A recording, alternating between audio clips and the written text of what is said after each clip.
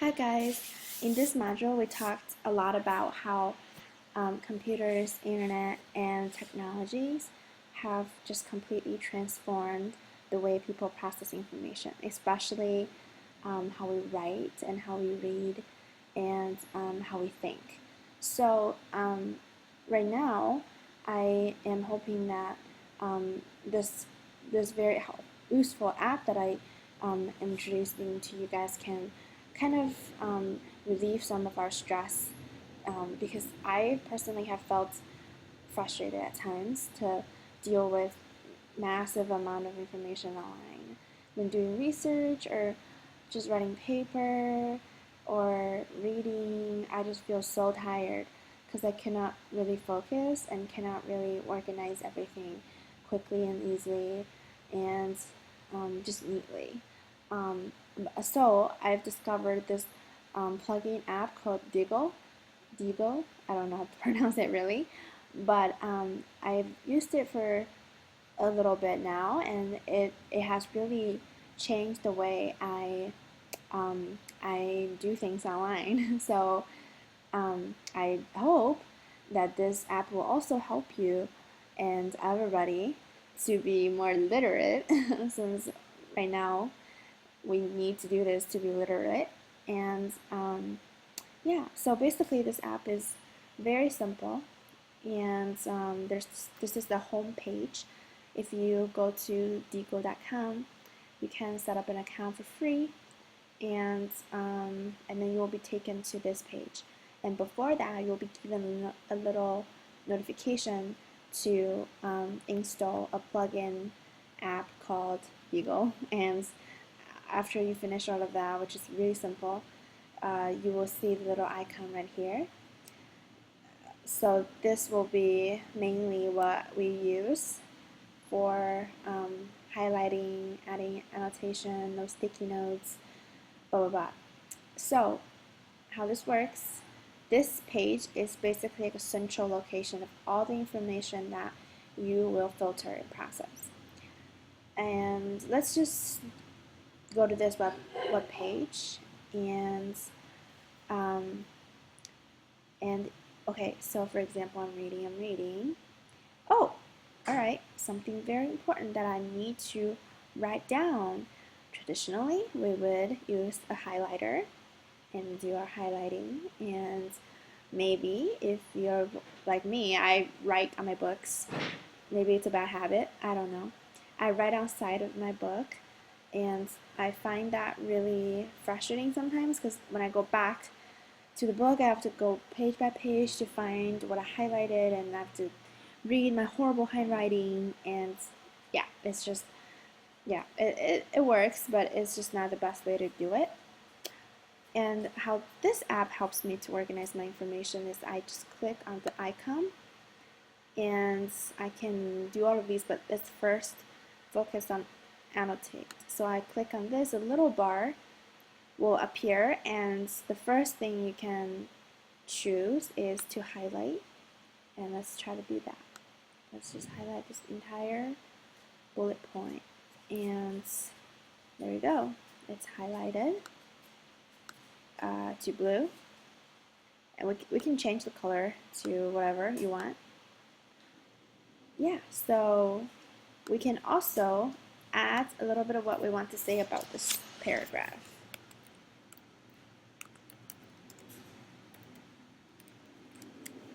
Okay, so don't forget to click Save. I'm actually a little curious about what this does. Change color, okay. Add a group node. Oh, you can do that. Yeah, I think you can add your students onto this, this, whatever you call it, website, tool, plugin, software, whatever. Okay, so this is one paragraph that we highlighted, and we can highlight another one just so that we have different things to see in a minute. Okay. Alright, save that. You can probably notice that these sticky notes have disappeared. Where can I find that?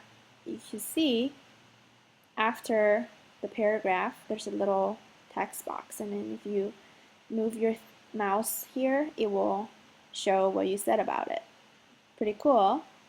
So you can save this page with a bookmark, which is this red icon. Click on it. You can add description to what this page is. Morning must reads. Okay.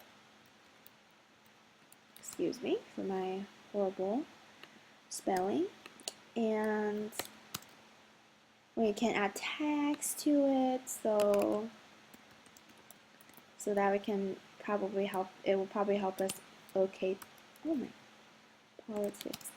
It will probably help us to locate that later. So we can click read later, and because we want to come back to it. Oh, there's recommended tags too.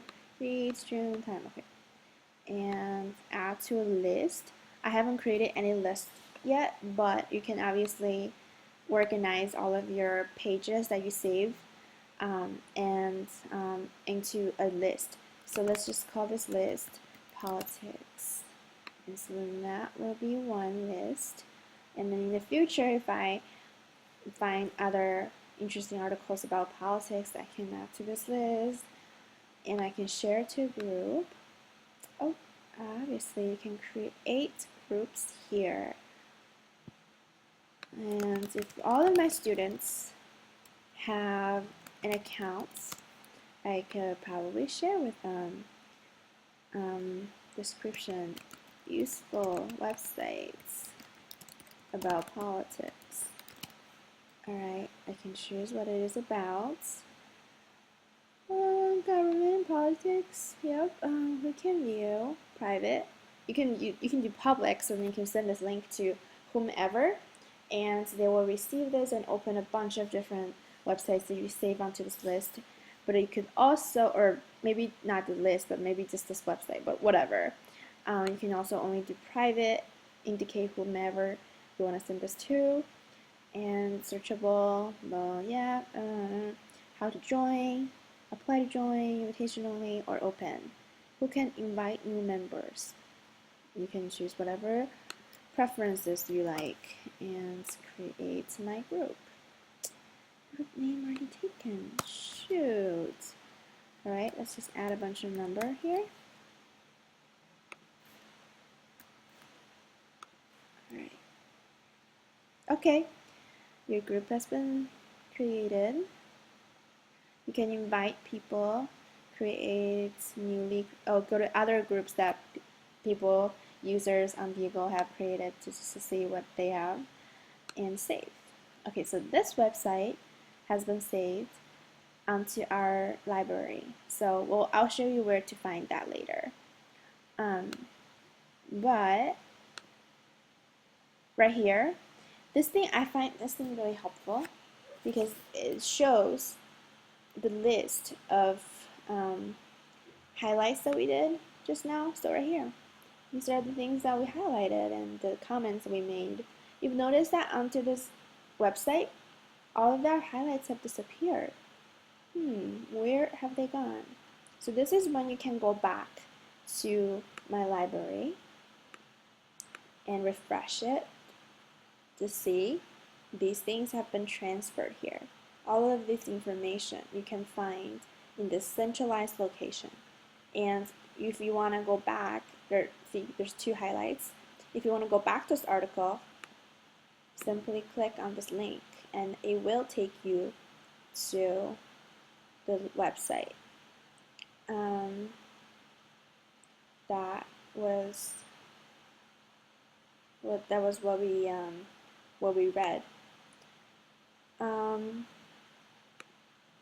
I think, oh yeah, here, if you click on the I right here, supposedly it's supposed to show you what the website is like and your highlights and everything, but my internet just sucks, so I don't think this feature is working, but you could definitely try to see if that's what it is. I'm sure it is. Oh, here. Actually, these highlights have come back. So when you click your link here, it will take you to the page that you read, and all of your notes and highlights will go back on there. So you actually would never really lose them. Anyway, so let's explore other things that we can do. Oh yeah, because remember just now we did a read later function. So this page that we saved, we already clicked on it. So when we click on here, it understands it as if we have already read it again. So we can mark as read. But let's just leave that right now. We can take screenshots.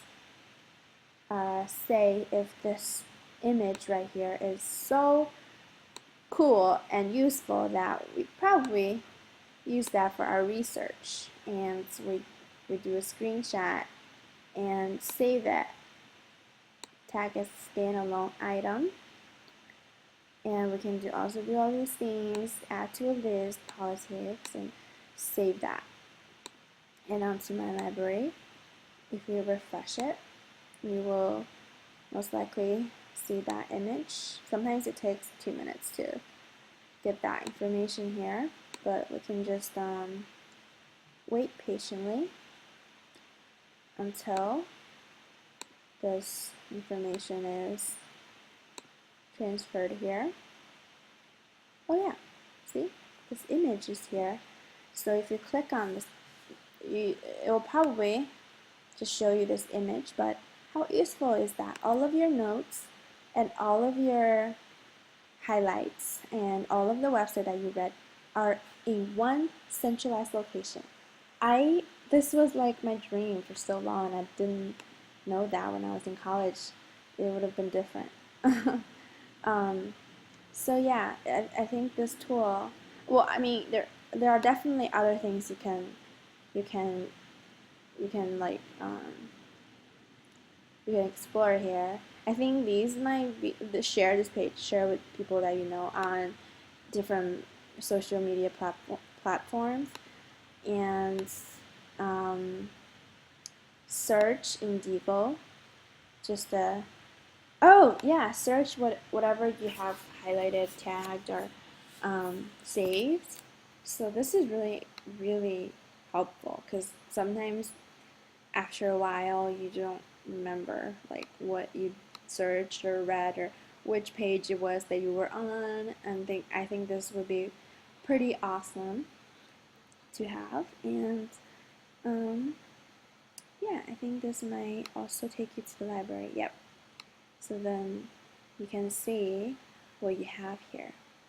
I'm definitely using this app for my grad school courses, because I had just such a horrible, frustrating time in college organizing all of my readings on the internet and all my research. But I think hopefully this app will change the way we do it.